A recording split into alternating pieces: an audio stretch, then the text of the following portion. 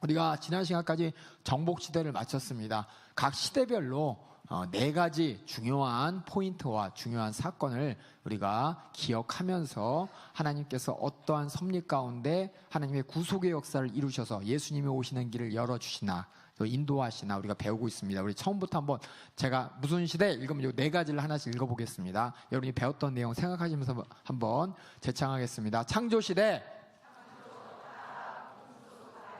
여기서 중요한 건 하나님이 우리 인간들을 어떻게 상대하시는지, 인간은 하나님과 어떤 관계인지, 그럼에도 불구하고 하나님은 어떻게 계속해서 우리에게 은혜로 이끌어 주시는지를 알아야 됩니다. 족장시대.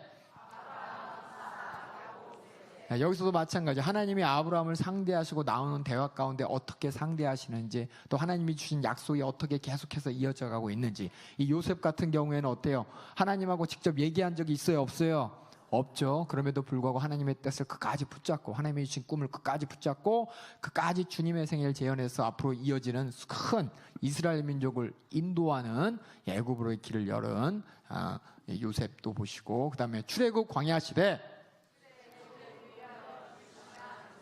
이거 잘 보여줘야 돼. 출애굽할 때 어떤 사건이 있었는지 모세와 하나님과의 관계를 보시고, 또 이스라엘 민족들과 또 이집트에게 애굽에게 행한 10가지 재앙을 보시고, 이제 홍해를 건넌 다음에 어떤 사건이 건너서 어디에 도착했냐? 시내산에 도착했습니다.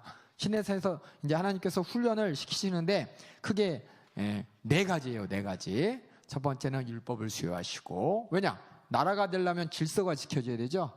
저때 얘기했지만은 우리나라 삼국시대도 어느 왕이 율령을 반포했냐, 그걸 가지고 삼국시대의 중요한 전환점으로 고대 국가로 가는 전환점을 삼았듯이 하나님께서는 이스라엘 민족, 노예 같은 이스라엘 민족에게 하나님의 말씀을, 하나님의 법을 선포하심으로 말미암아 하나님의 법, 하나님의 나라를 만드는 질서의 근간을 율법을 수여해서 세우시고, 그 다음은 성막을 지으라고 말씀하십니다. 그래서 하나님께서 자신이 너희와 함께 있다는 증거로 성막을 만들게 해서 하나님께서 그 성막 가운데 임하셨고, 그 다음에 그들에게 자, 하나님과의 관계 가운데 너희가 거룩한 백성으로 불렀는데 혹시 죄를 지으면 어떻게 된다고요?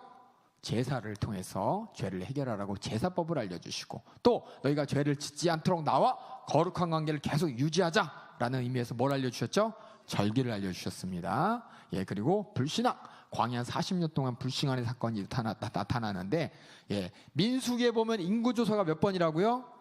2번. 들어갈 맨 처음에 이제 훈련 끝나고 시내산에서 출발할 때 1번, 그 마지막에 40년의 광야 생활 뒤에 모압 평지에서 1번. 그랬더니 숫자가 60만 명 똑같아요. 근데 어때요? 내용물은 딱 바뀌었죠? 숫자는 같은데 불순종했던 수많은, 불신앙했던 수많은 이스라엘, 그 애굽에서 노예 생활하면서 자꾸만 애굽을 그리워하고 하나님께 불만 불평했던 그들은 광야에서 다 사라지고, 광야에서 먹고 광야에서 마시고, 광야에서 하나님이 주신 따뜻한 불기둥에 불 쬐고, 광야에서 구름기둥으로 햇빛을 가려주셔 지켜 보존해 주신 그 2세대들만 약속의 땅에 들어가는데, 그 약속의 땅에 들어가는데 2세대 말고 원래 세대 중에서 들어갈 수 있는 사람 2사람 누구였죠? 여호수아하고 갈렙이었죠. 그 사람만 들어가고, 이제 이 모세, 그 광야에서, 그렇죠? 다시 한번 어디냐, 모압 광야에서 하나님께서 그 사람이 바뀌었으니까, 그렇죠? 시내산에서 했던 교육을 다시 한번 시켜주십니다.